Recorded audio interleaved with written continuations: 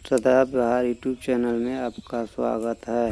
दोस्तों, आज का टॉपिक है अदरक की बुआई कैसे करें।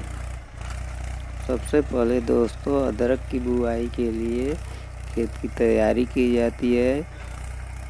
2 जुताई पहले कर लीजिए। इसके बाद उसमें गोबर की खाद फेंक दीजिए और फेंकने के बाद उसको अच्छी तरह से फैला दें।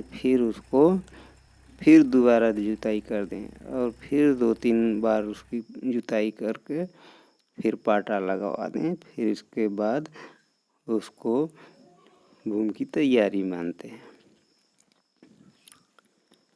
तो दोस्तों देखिए, पहले खेत में गोबर की खाद फैला दिया जाता है, चारों तरफ फेंक दिया जाता है। इसके बाद उसको फावड़े की मदद से उसको फैला दिया जाता है। जो खाद का ढेर होता है इकट्ठे, उसको बारीक रूप से फैला दिया जाता है ताकि वो खेत में चारों तरफ समान रूप से फैल जाए। इसके बाद उसकी जुताई की जाती है ताकि वो समान रूप से मिल जाए।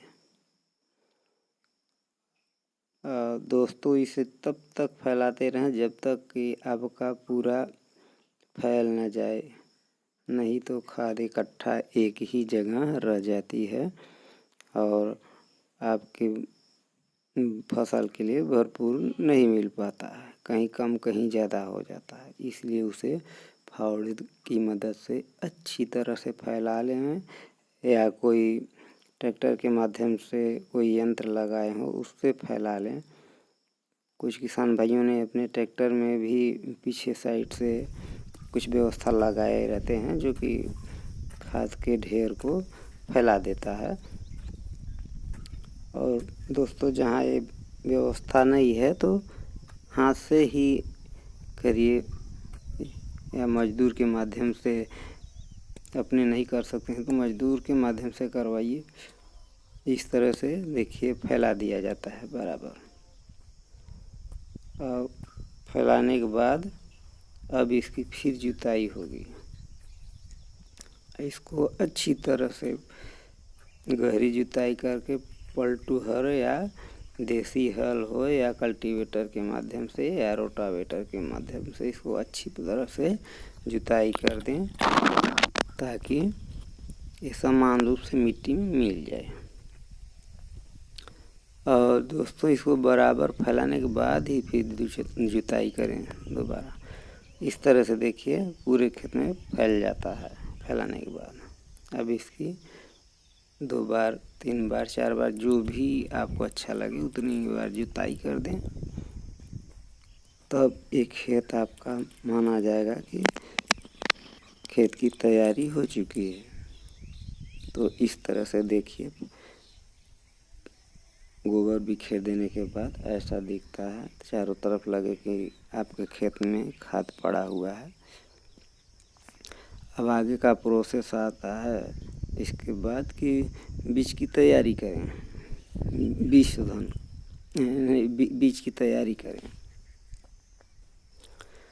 और अब स्टोर से जाके अपना बीज को निकाल लें और बीज को धीरे धीरे बनाते भी रहें।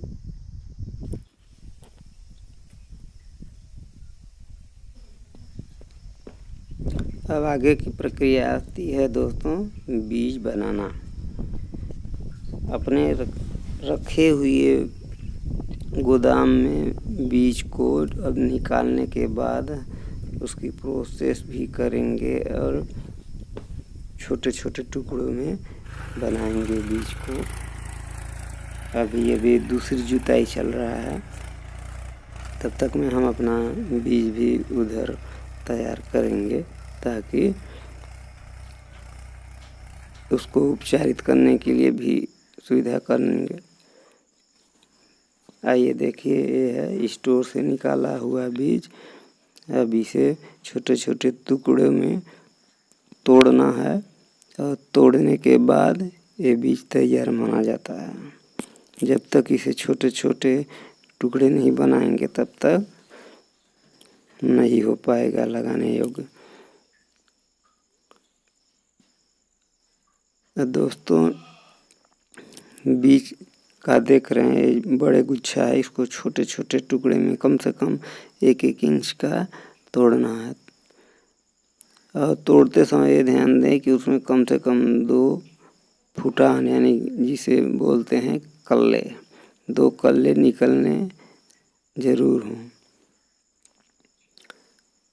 अब इसको तोड़ने के बाद जब तोड़ाई हो जाती है तो फिर इसके बाद इसका बीज शोधन किया जाता है, बीज उपचार। देखिए इसमें कम से कम 4-6 बीज निकलेगा और इसमें भी 3 बीज निकलेगा। अब देखिए इस तरह से इसको तोड़ते हैं छोटे छोटे टुकड़ों में।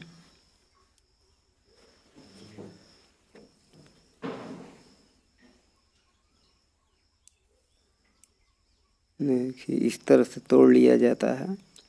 तोड़ने के बाद फिर इसे उपचारित करने के लिए किसी बड़े बर्तन में या किसी टैंक में इकट्ठा रख दिया जाता है।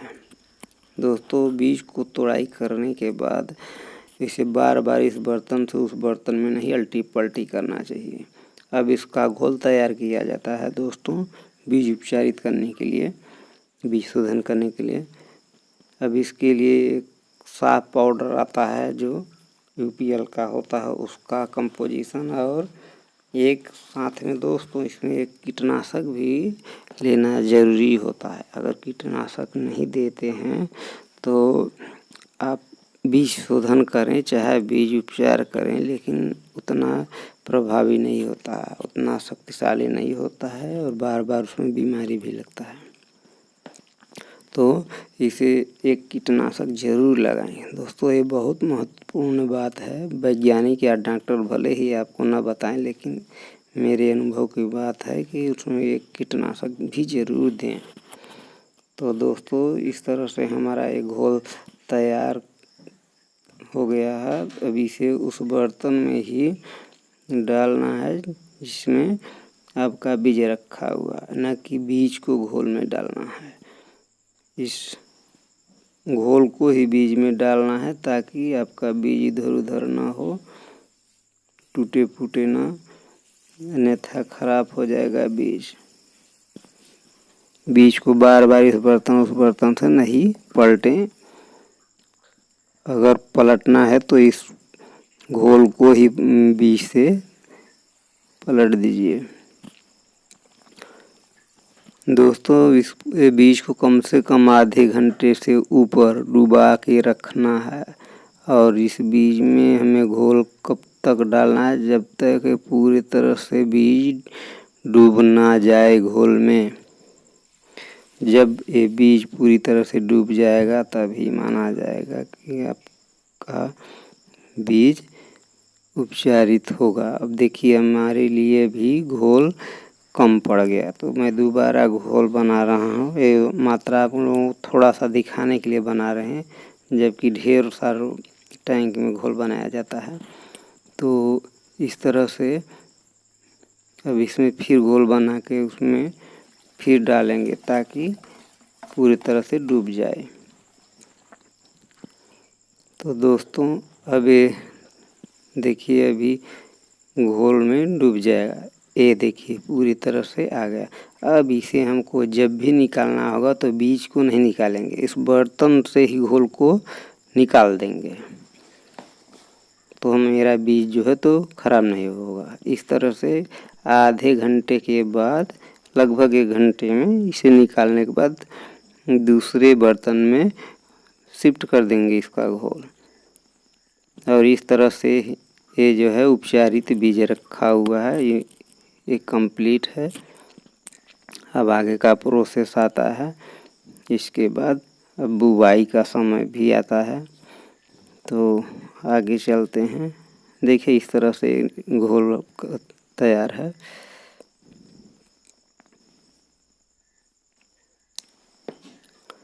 अब चलते हैं आगे बुआई के लिए। दोस्तों बुआई के लिए पहले आप अपने खेत में 1 फीट की दूरी पर लाइन बना लें, जिसे नाली बेड बोलते हैं, नाली या बेड। तो आप चाहे बेड में लगाएं या नाली में 1 फीट की दूरी पर नालियाँ बना लें। वैसे हमारे यहाँ तो नाली में ही लगता है, बाद में वो बेड में हो जाता है कोड़ाई निराई के बाद। तो दोस्तों आप नाली और बेड से बेड की दूरी 1 फीट रखिए और बीज से बीज की दूरी 25 सेंटीमीटर और इस तरह से बुआई कर दें। देखिए हमारे यहाँ नाली में बुआई होती है और नाली में बोने के बाद उसको ऊपर से भठा दिया जाता है, मिट्टी से ढक दिया जाता है, यानी तोप दिया जाता है। जो बेड की मिट्टी है उसी को नाली में ढक दिया जाता है बोने के बाद। इस तरह से देखिए हमारे यहाँ बुआई की जाती है बीजों को।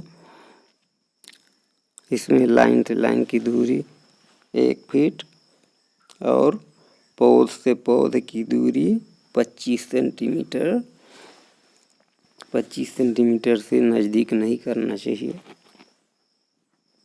ताकि पौधे को हवा पानी मिलता रहे, हवा और धूप बढ़िया मिलता रहे। इस तरह से दोस्तों अपनी बुआई की जाती है। किसान भाई इसे ड्रिप सिस्टम से भी बो सकते हैं। ड्रिप के लिए थोड़ा बेड की दूरी अधिक करनी पड़ती है और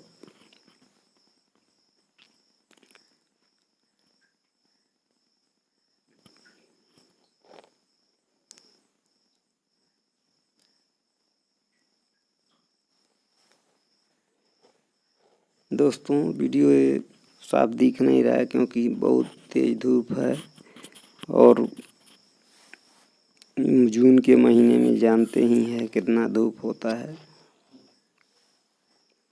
तो साफ दिख नहीं रहा है। देखिए अभी छाया पड़ता है तो साफ दिखता है, धूप में नहीं दिखता है। तो कृपया ध्यान दें कि बीज की दूरी 25 सेंटीमीटर रखें और बुआई के बाद उसमें तुरंत मिट्टी ढके और सिंचाई करने के लिए देरी भी न करें, क्योंकि तेज़ धूप है। ज़्यादा अगर 1 दिन से अधिक रह गया खेत में तो इसके बीज सूख सकते हैं। लगाने के 6 से 5 घंटे के ही अंदर सिंचाई कर दें, ताकि इसका जड़ और अंकुर जो है सूखे ना। इस तरह से दोस्तों बुआई करने के बाद बारी आती है मल्चिंग की, यानी ढकना, मूदना या तोपना, जिसे हिंदी में बोलते हैं। तो दोस्तों बुआई के बाद इसमें आप ढाक यानी प्लास जिसको बोलते हैं, छुहिला या लाख भी बोलते हैं, इसके पत्ते बहुत सुपर होते हैं ढकने के लिए। अगर गांव देहात में या जंगल के पास आप होते हैं तो ज़रूर आपके पास ये उपलब्ध होगा। तो अगर यह अन्यथा नहीं भी है तो आप धान का पुआला, धान की भूसी या सूखे घास ज़रूर ढक सकते हैं, मल्चिंग कर सकते हैं बुआई के बाद। फिर बुआई के बाद दोस्तों ध्यान रखें कि एक सिंचाई उसमें आप फव्वारे विधि से ज़रूर दें। अगर आपके पास स्प्रिंकलर है तो और बेहतर है, अगर स्प्रिंकलर नहीं है तो आप पंप सेट का पाइप वही डिलीवरी ले जाके और पाइप पे हाथ लगा के प्रेशर दे के भी स्प्रे थोड़ा कर सकते हैं। पहली सिंचाई करने के बाद क्या होता है, फव्वारा विधि से वो थोड़ा जल्दी सूखता है। तो पहली सिंचाई के बाद 2-3 दिन में ही फिर दूसरी सिंचाई कर दें। हल्की सिंचाई करें। दोस्तों जब भी सिंचाई करें हल्की, कोई गहरी सिंचाई ना करें, ज़्यादा पानी ना दें, अन्यथा नुकसान भी हो सकता है। और दोस्तों खेत की चुनाव ऐसे करें जिसमें पानी न रुकता हो, बारिश हो और अपना निकल जाए। तो इस तरह से खेतों का चयन करें। अगर जहाँ ढालनुमा थोड़ी ज़मीन नहीं है, बिल्कुल प्लेन है, पानी रुकता है, तो वहाँ बिल्कुल बेड में ही लगाएं। इस तरह से दोस्तों देखिए मल्चिंग की जाती है। अगर आपके पास धान की पुआवला है तो सबसे सुपर है, अन्यथा जंगल के किनारे हैं तो छुईला यानी ढाक, पलास, लाख जिसको बोलते हैं, उसके पत्ते को ढक दीजिए। चाहे सूखी पत्ती हो चाहे हरी पत्ती हो, सबसे सूटेबल होता है। इस तरह से दोस्तों अदरक की खेती करें। दोस्तों वीडियो लास्ट तक देखने के लिए बहुत बहुत धन्यवाद, और चैनल को सब्सक्राइब करें और बेल आइकन का घंटी दबाएं ताकि नए जो भी वीडियो जाए आपको नोटिफिकेशन मिलता रहे। इस तरह से दोस्तों मल्चिंग करने के बाद अपना सिंचाई कर दें। देखिए इस तरह से हम तो धान के पुआवला भी मल्चिंग कर दिए। जय हिंद, जय भारत। दोस्तों आपका दिन शुभ हो और आप भी करें अच्छी ढंग से।